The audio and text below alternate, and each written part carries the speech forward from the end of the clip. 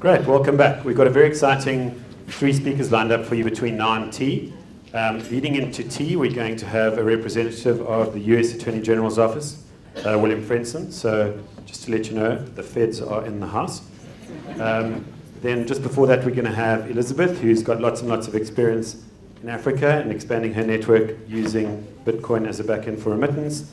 But first of all, it's my pleasure to introduce you to Jonathan Levine, one of my favorite cryptocurrency speakers. Jonathan is a product of Barclays Rise New York. He came through that program. And he's also going to carry on the theme that we started before lunchtime on regulation. So over to Jonathan. Good afternoon. Okay, this is working. Everyone can hear me. I can hear myself, which is great. Thanks for having me in Joburg. It's great to be back in South Africa for another one of these events. Thank you to all the sponsors and for just welcoming me with such high regard. I'll see if I can live up to it. There's not going to be any, just as a matter of warning, there's no words on any one of my slides. So I hope that suits the people who doze off in between words. You don't miss any words. Let's start off with quite a depressing picture. I'm going to talk about regulation through transparency, and what I mean by that will become clear as I go through the talk. But what I wanted to start out with was like, why do we regulate things in the first place? And I was trying to think of an image that like conjures it up for me, and just like head in your hand, like why did that happen? Is kind of the question you ask after something that wasn't regulated properly. So this is like a NYSE trader, 2008, probably something went wrong in one of his trades. But the interesting thing for me is that, there are market failures that we regulate, that where people have an incentive not to do something for the social good, and we need to regulate in order for them to do the right thing. But we also have sometimes like a moral imperative that we regulate about. And I'll talk a little bit about sort of anti-money laundering, counter-terrorist financing, and I'll touch also on surveillance. So regulation happens in all sorts of places. This is an example of another financial crash that happened also in 2008. Probably not a lot of you suffered from this financial crisis. This was inside Second Life. There was a run on the Grinco Financial, which was one of the financial institutions inside Second Life. And this shows you, this was an unregulated market where the only regulator was Linden Labs themselves. They were the central bank, they made all the rules, and essentially what happened was they lost the trust of the users, and the users started to go to the banks and started to pull out money, and actually the landowners inside Second Life had to bail out the banks in a very similar way to like what we experience in the real world. So even if Bitcoin is kind of removed from what we call the traditional financial system, it's sometimes important to remember that even those places, regulation is important and can prevent crimes or also prevent financial crashes.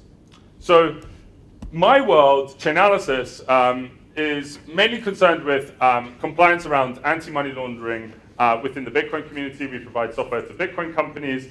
We prevent people, we allow our Bitcoin businesses to essentially assess the risk of transactions.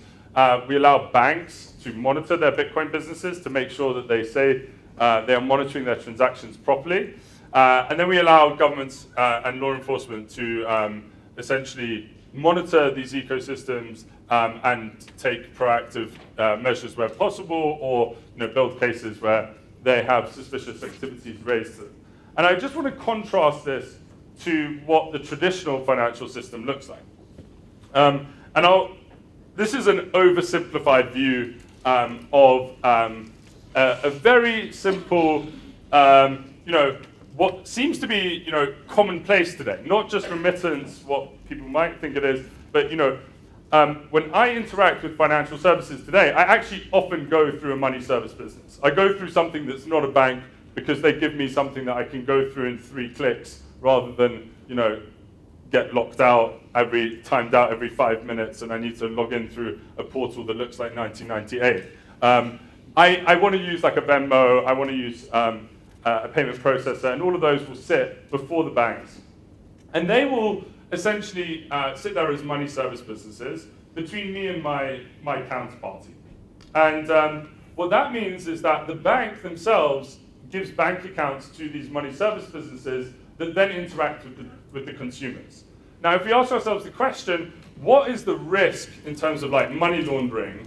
Well, that is the end consumers. That's not the money service businesses themselves. So the banks typically need to give bank accounts to these money service businesses, but they don't need to know like who that end customer is. They need to make sure that the money service business that they give a bank account to is doing compliance in the right way, and so that they don't get fined for onboarding businesses that don't do KYC properly and don't have proper controls. And the reason why this is very difficult for the bank is because often you have what we call like net settlement between the money service business and the financial institution, i.e., not every single transaction that an individual makes through that money service business gets relayed to the bank. Maybe that only gets settled once a day. And then the question is, well, how is the bank going to know what is suspicious, because it's not seeing the dollar values, it's not seeing any of the individuals' names, it just needs to kind of understand what unusual activity is, mainly based on geographic locations, velocity limits, and stuff like that. And so the money service business is in the best place to understand their customer and identify suspicious activity, and they, as well as the financial institutions, have responsibilities to file suspicious activity reports with regulators. In the US, typically this is done at FinCEN. In the UK, it's either done at HMT Treasury or it's done at the NCA. And this is going to vary from place to place, but this overall structure is mainly the same. Everyone reports suspicious activity when they see it. There's punishments if you don't. And this actually happens somewhat differently in the Bitcoin world.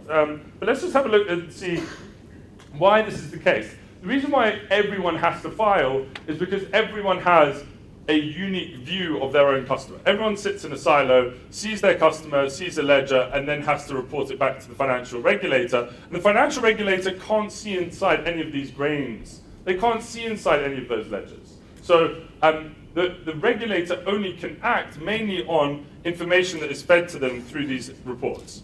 Fortunately enough, you'll see that suspicious activity reporting in the US is going up like crazy.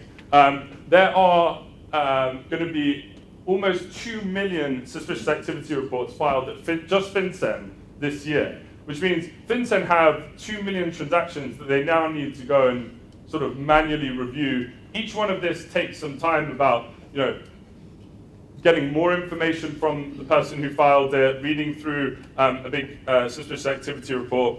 And this actually does result in cases being brought forward and prosecuted, as I'm sure you'll hear later. But this system of the companies filing and then FinCEN responding is a traditional way of looking at regulation, and that's why we have very tight regulation on reporting requirements for all of these individual businesses. Now, play out the thought experiment, which is, what happens if you can see everything on a single ledger? So in the Bitcoin ecosystem, what we have is an ability to know flows of funds around one ledger. And so for our business, we feed information about what types of activity are your customers doing to each person within the ecosystem. That means that the Bitcoin business has the same view as the bank. The bank has the same view as the Bitcoin business. The law enforcement agency has the same view as the bank, who has the same view as the Bitcoin business. Now, the Bitcoin business themselves actually knows who the individual customers are, and the bank doesn't know that, and neither does the regulator, but at least the activity can be understood by every party within this ecosystem. And then the regulator who's looking onto this system has to ask themselves the question of, in the face of so much transparency and potentially diffusion of responsibility, what should we be doing in terms of regulation? Is this the right way to have a financial system where different participants can be proactive in filing suspicious activity reports, or even asking for information before they receive suspicious activity reports? And so I think that this opens up a big question, because this is the first open financial transaction ledger that has been open to absolutely every participant. And I think this is still being played out and understood. Just so that people can understand that this chart is not something that I just made in Excel and just sort of threw up just for aesthetics. This is actually 2015, what I estimate to be the flows of Bitcoin around the economy.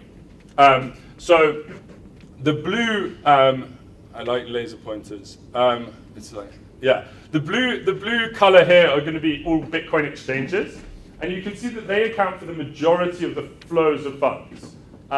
So I'm abstracting quite a lot from this graph. I can talk to people offline about it afterwards, but essentially this is our best approximation of flows of funds, because I'm going to say that I'm going to skip peer-to-peer transactions that happen between the exchanges. So a line going between two blues could go pass between several hands before going back to another exchange. But the point is that in general, Bitcoin is used as a payment mechanism, not as a sort of currency itself. And so when I buy Bitcoins to send it to my friend in Nigeria, I buy Bitcoins, I send them Bitcoins, they then sell Bitcoins on an exchange, and they get currency out. So all of that will be visualized as sort of blue to blue. You can see red on this diagram is going to be drug markets, or tall marketplaces where the primary good being sold is drugs. Also, you can buy stolen credit cards, Uber accounts, malware, stolen identities, guns, and all sorts of great things. And then you can also, mixing is in pink here, which obfuscates sort of flows of funds. And green is the generation of new Bitcoins. This is Bitcoin mining. So you can see, I can assess the types of activity that are going on within this economy, and I can give risk indicators to everyone involved, from the one-man or one-woman Bitcoin shop in India to one of the largest financial institutions in the world, Barclays. And so what this means is that we start to create a new way of looking at how we protect, because essentially financial regulation is about protecting the integrity of a financial ledger. And so by having everyone plug into one ledger, and this is only made possible because Chainalysis has access to one ledger, and we can share all of the information with all of these different businesses, we can actually in some ways, protect the financial ledger in a different way to what we see in traditional finance. Now, that's where I think it starts. So if I think of our journey as, where we experiment today is inside Bitcoin, because it is a live experiment. It's been going on for 7 years. It's got maturity. It's got network effect. There's real world value. There's real world risks associated to transacting. That's where we build sort of product and proof of concept. Where we go after this is to say, well, does this model of regulation through transparency extend to markets which are seemingly as hard as Bitcoin to try and regulate? And I took an Uber on the way from Johannesburg to here. It's become a huge public policy issue globally. Even when you get into the car, the guy was like, you should have gone to departures because the people in arrivals don't really like us, and like the police don't like it. It's a big issue, and like how are you gonna regulate this market? And there was I saw recently in the press there was some very bad crime that happened between an Uber driver that was completely vetted that killed one of their passengers. How are you gonna regulate this market?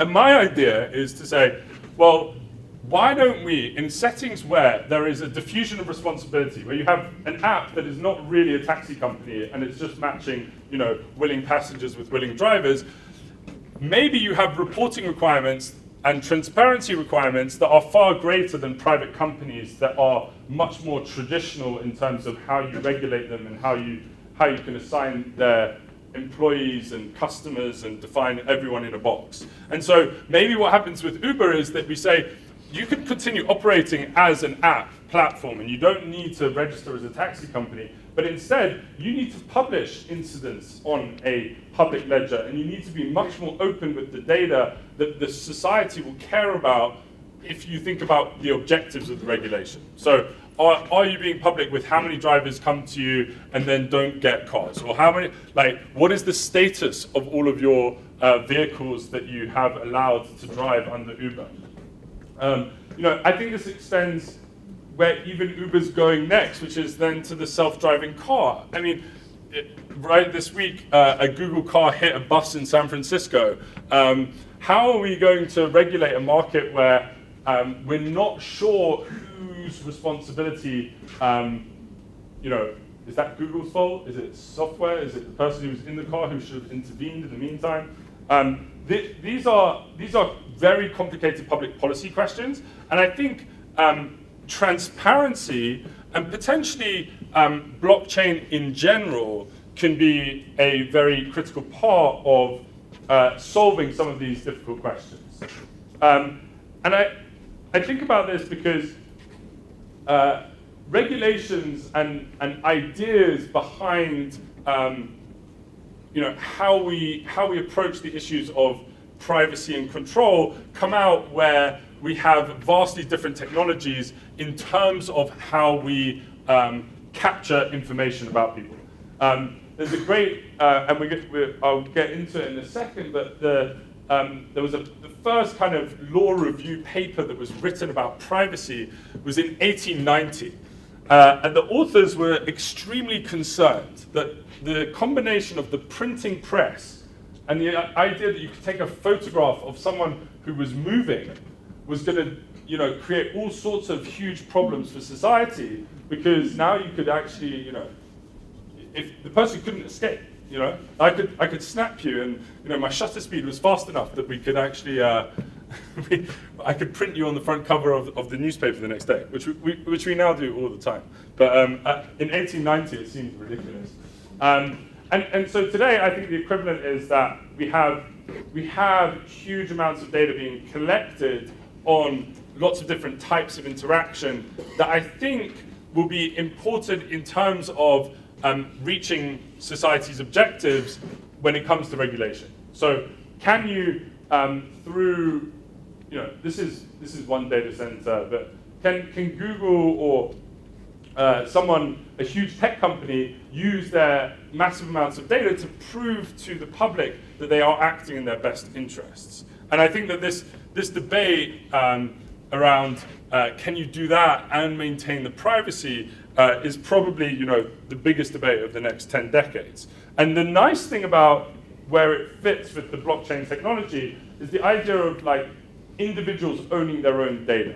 And so if I bring it back to sort of just so to put it in very simple terms and not to go into too much technical detail, but the way that Bitcoin is controlled is it's controlled by private keys. So you have a private key that you own yourself that allows you to spend Bitcoin on the network because the network can recognize when you assert yourself on the network. Anyone can recognize when you sign a Bitcoin transaction that you've done something in the correct way. And what that also allows you to do is to potentially have your own private data that sits in a big network that can be analyzed only when certain keys are released. And we can start to think about how we no longer have necessarily a completely centralized view of all of the actions that particular people take, but actually you have the ability for lots of individuals to take actions and for us to only see it on a macro level, or we can fine tune it down to the level of control that we seem is appropriate. This is not novel. So I don't think that the world changed in 2009. The world didn't become like a transparent place which we're going to now regulate through this new technology. The world realized in 1787, well, the US realized in 1787 that they needed to put controls in place over their citizens. They had sort of massive chaos in the financial system with banks. They wanted to make it national. Then there was huge amounts of turmoil in the financial sector with people running away with other people's money and jealousy between nation states. That's kind of how we have the 50 state licenses where you need to register as an MSB. That all comes out of this discussion here. Had it gone the other way, we would just have one license in the US and you wouldn't have to deal with our crazy sort of financial regulations. But the world hasn't changed since 2009, but I think what we can do with experiments like Bitcoin and some of the other proof of concepts that are coming up is to say that maybe we could reimagine how the objectives of public policy can be achieved with this technology. I like this image because every blockchain image is completely overused. Every Bitcoin image is just like, I can't look at any of them anymore. And this one I think sums up what I think the zeitgeist is that it's actually quite aesthetically pleasing to look at, like the blockchain. But it's quite difficult to actually comprehend what is going on within that picture. Maybe that was me being extremely jet-lagged on a plane. But the question for me is that we have this enormous amount of potential. We have a lot of people who now understand what the technology is capable of, and finding use cases that actually transform the way that society is governed was part of the original ideas behind Bitcoin that I think we need to sort of recapture in 2016 and really take forward. I'll give a couple of examples. Medical trial data. Medical trial data is extremely important in terms of what drugs come to the market at which prices. And they're actually, almost, I think 2015 with the court case in the US over the drug that went from like $1 to $750 for a critical cancer drug sort of showed what patent protection on certain drugs and what this process does for human life. And what better way to say, well, now in the EU, we actually mandate that all clinical trial data gets published after the trial, and people can go and cross-check it. But what would be interesting is that, what is interesting is that not all of that data still gets published. Now, you can put punishments in place for people that don't comply, but can you design systems in which enforcement is absolutely required? Can you design sort of the whole way in which you run your experiment has to be in a way that commits to a public database? Are there technical solutions to get around this issue of, I actually can't, there's so much money at stake in some of these examples that I can't actually trust even like punishment mechanisms in the law to actually enforce that every single part of this like clinical trials data needs to be committed somewhere in the public. And we don't necessarily, again, it doesn't necessarily have to mean that all of the data is actually open and public, but it needs to be committed that we have had proof of publication.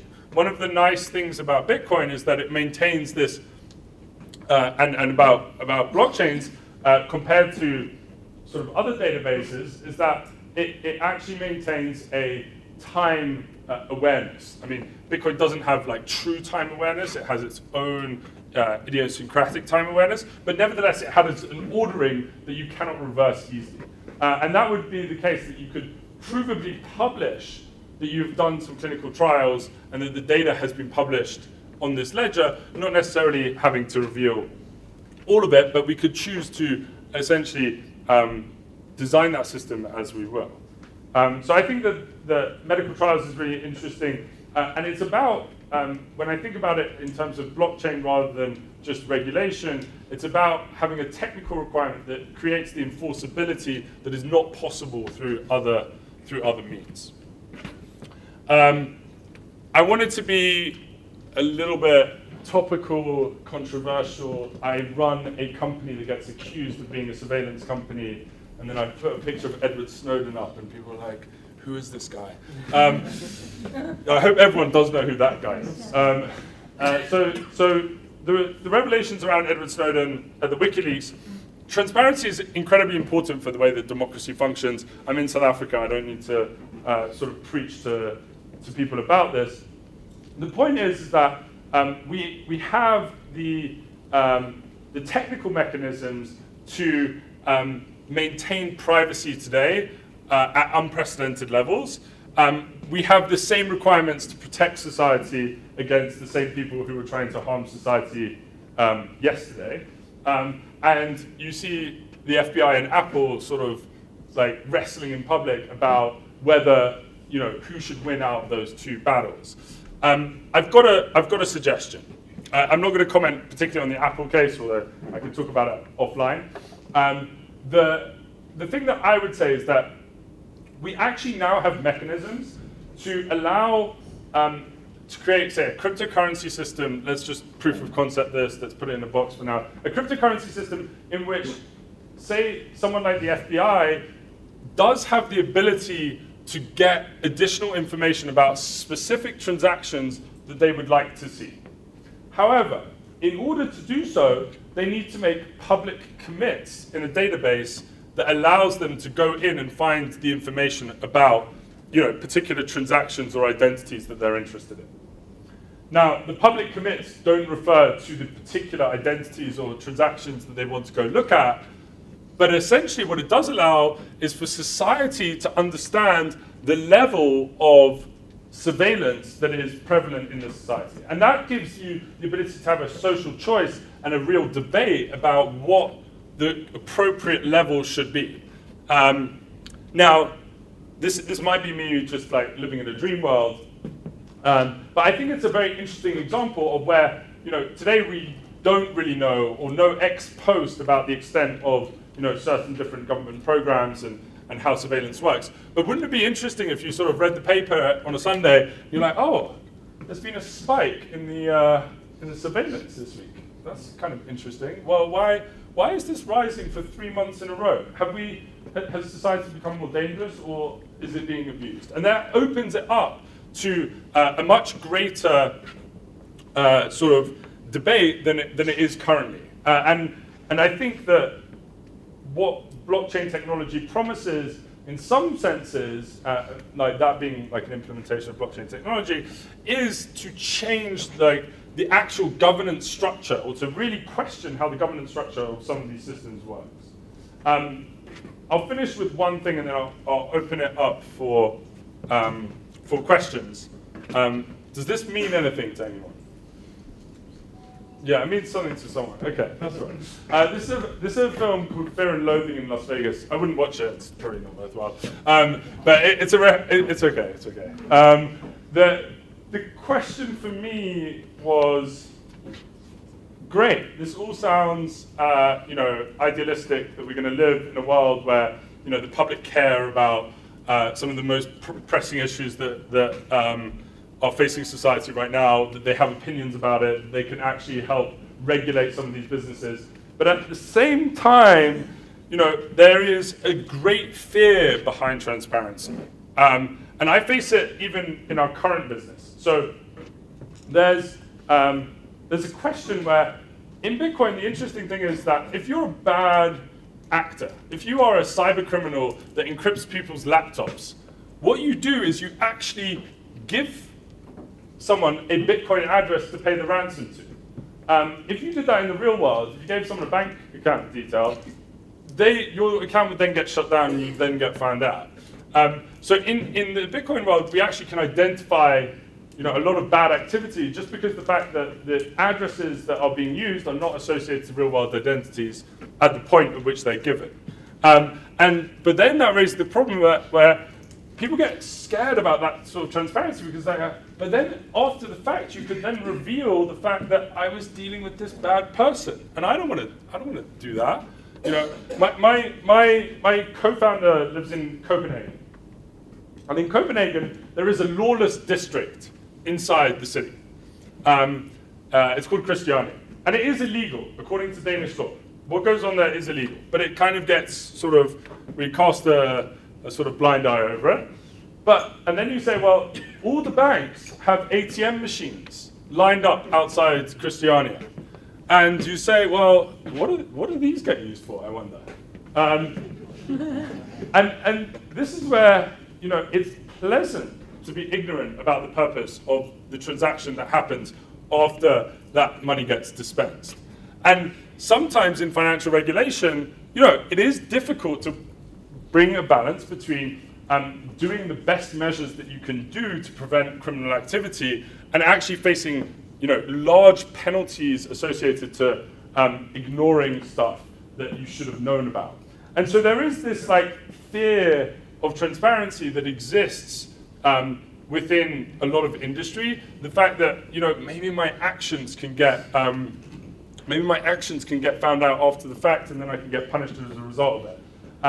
Well, I think the other fear of transparency is that maybe we just don't want to know. Maybe I want to live in a world where potentially surveillance happens on me that I'm not comfortable with, but at least I don't know that it's happening about.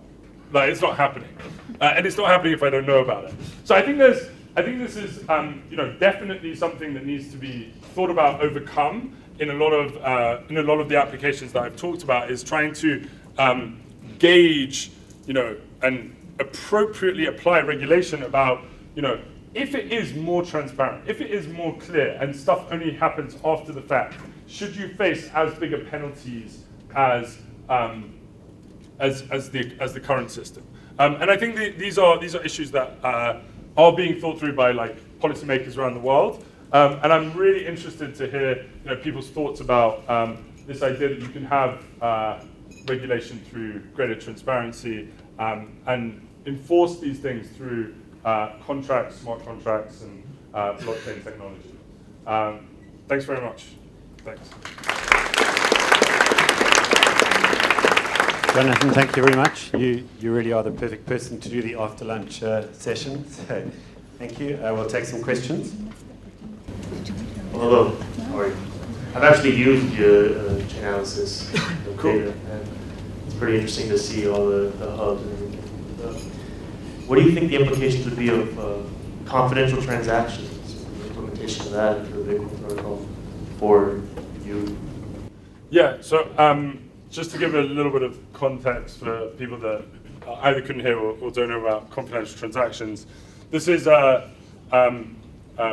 mainly led by Blockstream, is a project to create at least encrypt the values of all the amounts that are being transacted on the Bitcoin ledger. Right now, nothing gets encrypted on the Bitcoin ledger. So every transaction has, the identifiers of where the money's been sent, the full amount of where it's been sent, and so confidential transactions would then mean it would be nigh impossible to follow where the amounts of different transactions went, or very, very difficult at least. Luckily, I think it's very unlikely it's going to be implemented on main chain, and I think that it's very early. The risk that I think, just to sort of, I think that there's a desire definitely among Bitcoin community, or some parts of the Bitcoin community, to make Bitcoin completely untraceable. And they think that the idea that Bitcoin is traceable is a very bad bug, if you will, not a feature. And I'm going to argue that it's actually not, because even if you look at stuff that is more anonymous, so there's Dashcoin and Monero, which are much, much harder to trace, they have far lower traction in the market. And the reason is because if I pay you some Dashcoin, I actually don't know it's actually arrived. I sort of make the transaction and then it's gone. So and in an online setting, especially in some of these marketplaces where you're matching people across geographies, you have no way of contract enforcement. And so it's very difficult to build trust in very anonymous online environments. And so I think that Bitcoin actually, even for nefarious purposes, has benefited greatly due to its transparency rather than its untraceability.